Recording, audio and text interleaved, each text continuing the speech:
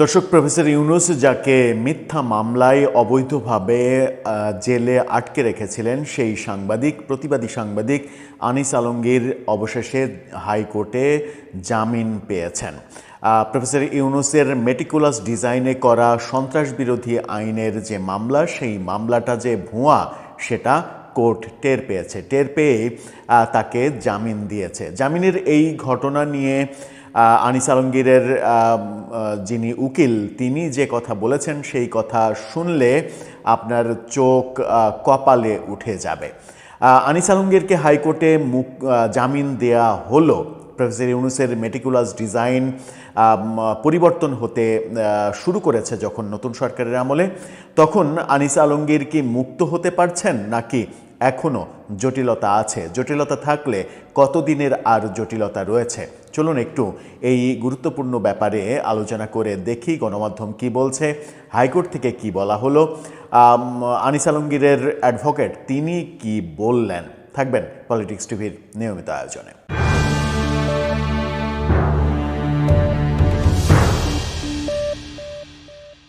দর্শক, বলছিলাম বাংলাদেশের অত্যন্ত জনপ্রিয় সাংবাদিক আনিস আলমগীর, যিনি ইরাক যুদ্ধের সময় বাংলাদেশের একমাত্র সাংবাদিক হিসেবে অন দ্য স্পট ইরাকের যুদ্ধের মধ্যে গিয়ে রিপোর্ট করে বাংলাদেশে একটা অনন্য দৃষ্টান্ত স্থাপন করেছিলেন।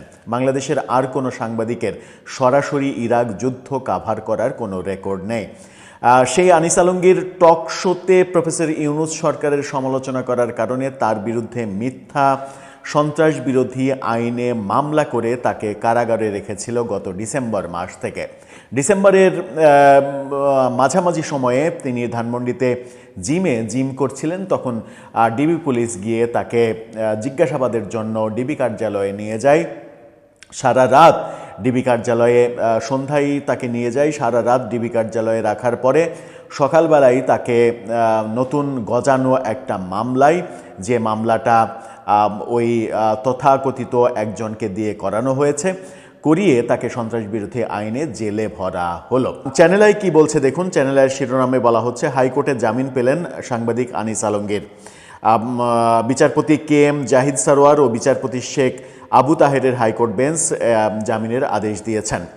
গত 22 জানুয়ারি সাংবাদিক আনিস আলমগীরের জামিন নামঞ্জুর করেন ঢাকা মহানগর দায়রা জজ আদালত। রাজধানীর উত্তরা পশ্চিম থানায় সন্ত্রাস বিরোধী আইনের মামলায় গত বছরের ডিসেম্বর থেকে তিনি কারাগারে আছেন।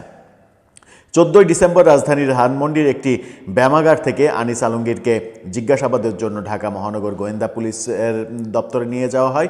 তারপরে সকালে তাকে কারাগারে নেওয়া হয় এবং তারপরে রিমান্ড চাওয়া হয়। 5 দিনের রিমান্ডে, একজন সাংবাদিককে 5 দিনের রিমান্ডে নেওয়া হয়। রিমান্ডে যাচ্ছে তাই রকমের নির্যাতনের অভিযোগ রয়েছে। সেই ব্যাপারগুলো আমরা দেখেছি এবং এই মেটিকুলাস ব্যাপারগুলো প্রফেসর ইউনূসের শাসনামলে দেখেছি। আনিস আলমগীরের যিনি আইনজীবী, তিনি বলেছেন সেটা হচ্ছে যে মামলা তার নামে করা হয়েছে সেই মামলার কোনো ভিত্তি নেই। সেই মামলায় অভিযোগ করা হয়েছে আনিস আলমগীর টক শোতে প্রফেসর ইউনূসের বাড়ি উড়িয়ে দেওয়ার হুমকি দিয়েছেন, এই অভিযোগ করা হয়েছে। আনিস আলমগীর নাকি টক শোতে প্রফেসর ইউনূসের বাড়ি, গ্রামীণ ব্যাংক, এগুলো উড়িয়ে দিতে চেয়েছেন, এই অভিযোগ আনা হয়েছে। এবং এইটাকেই সন্ত্রাস বিরোধী আইন, সাথে এমন অভিযোগও করা হয়েছিল প্রথম দিকে যে তার কাছে অস্ত্র পাওয়া গেছে, অস্ত্রসহ তাকে ধরা হয়েছে, এরকম অভিযোগ। পুরোটাই মিথ্যা বানোয়াট একটা ব্যাপার তুলে ধরা হয়েছিল। উকিল যেটা বলেন সেটা হচ্ছে যে এই মামলা কোনোভাবেই চার্জ পর্যন্ত যাবে না, চার্জে যাওয়ার আগে এই মামলা ডিসমিস হয়ে যাবে। কিন্তু বিগত সরকার জোর করে এই মামলায় আনিস আলমগীরকে কারাগারে রেখে দিয়েছে। যখন দৃশ্যপট পরিবর্তন হয়েছে, প্রফেসর ইউনূসের মেটিকুলাস ডিজাইন তো আর এখন নেই, দৃশ্যপট যখন পরিবর্তন হয়েছে, তখন আইনের শাসন প্রতিষ্ঠার চেষ্টা যখন নতুন সরকার করছে, তখন আমরা তার জামিনের ব্যাপারটা দেখলাম। কিন্তু তিনি কি মুক্ত হচ্ছেন এই জামিনের ফলে? উত্তর হলো না, তিনি মুক্ত হচ্ছেন না। কারণ প্রফেসর ইউনূসের সরকার মেটিকুলাস ডিজাইনে আরেকটা কাজ করে গিয়েছিলেন, সেটা হচ্ছে দুদককে দিয়ে আনিস আলমগীরের নামে আরেকটা মামলা করিয়েছেন পরবর্তীতে, যেটা আমরা দেখেছি জানুয়ারিতে এই কাজটা করা হয়েছে।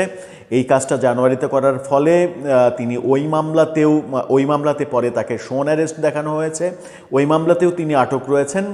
তার আইনজীবী বলেছেন যে আরেকটা মামলা যেটা তার নামে করা হয়েছে সেটাও মিথ্যা মামলা, সেই মামলার কাগজপত্রও রেডি হয়ে গেছে, হয়তো কয়েকদিনের মধ্যে সেটার জামিনও হয়ে যাবে। ওই মামলায় জামিন হলেই তিনি মুক্ত হতে পারবেন, তার আগে তার মুক্ত হওয়াটা সম্ভব হচ্ছে না। তিনি যেন সহজে মুক্তি না পান তার সমস্ত রকমের মেকানিজম প্রফেসর ইউনূসের সরকারের আইন মন্ত্রণালয় এবং তিনি নিজে এই ব্যাপারটা তিনি নিজে একেবারে হস্তক্ষেপ করে তার প্রেস উইং দিয়ে তার অনুগত মানে আসিফ নজরুল যিনি আইন উপদেষ্টা তাকে দিয়ে এই মেটিকুলাস ব্যাপারগুলো ঘটিয়েছেন, যেখানে তার নামে মিথ্যা অভিযোগ করা হয়েছে যে প্রফেসর ইউনূসের বাড়ি উড়িয়ে দিতে চেয়েছিলেন তিনি। কিন্তু আমরা জানি টকশোতে আনিস আলমগীর যেটা বলেছিলেন সেটা হচ্ছে যে আজকে বেছে বেছে যেভাবে আওয়ামী লীগের লোকজনের বাড়িঘর ভেঙে দেওয়া হচ্ছে, বুলডোজার দিয়ে গুড়িয়ে দেওয়া হচ্ছে, পুড়িয়ে দেওয়া হচ্ছে, এই ব্যাপারগুলো যেগুলো করা হচ্ছে, আওয়ামী লীগের লোকজন যারা রয়েছে তারা কি প্রফেসর ইউনূসের বাড়ি কিংবা গ্রামীণ ব্যাংকের ঠিকানা জানে না? তারা যদি ক্ষমতায় মানে আবার কখনো আসে তখন তারা যদি এইগুলোতে আক্রমণ করে তখন ব্যাপারটা কি হবে? এবং তিনি বলেছেন যে ডেফিনেটলি তারা তখন এই প্রতিশোধ নেবে এবং প্রফেসর ইউনূসের বাড়ি টার্গেট করবে, কারণ সব ঠিকানাই তারা জানে। এই ধরনের একটা আলোচনা করেছিলেন, যদিও ব্যক্তিগতভাবে আমি মনে করি যে এই ধরনের সেন্সিটিভ আলোচনা থেকে তিনি বিরত থাকলেও হয়তো পারতেন, তবুও এটাকে তো আপনি কোনোভাবেই এই অভিযোগের মধ্যে আনতে পারেন না সন্ত্রাস বিরোধী আইনে যে প্রফেসর ইউনূসের বাড়ি তিনি উড়িয়ে দিতে চেয়েছেন, গুড়িয়ে দিতে চেয়েছেন। দর্শক, বুঝতে পারছেন কি প্রফেসর ইউনূসের মেটিকুলাস ডিজাইনগুলো কিভাবে কাজ করেছে, যেগুলো এখন থলের ভেতর থেকে একের পর এক বেরিয়ে আসছে? আপনার মতামত জানিয়ে লিখতে পারেন আমাদের কমেন্ট বক্সে।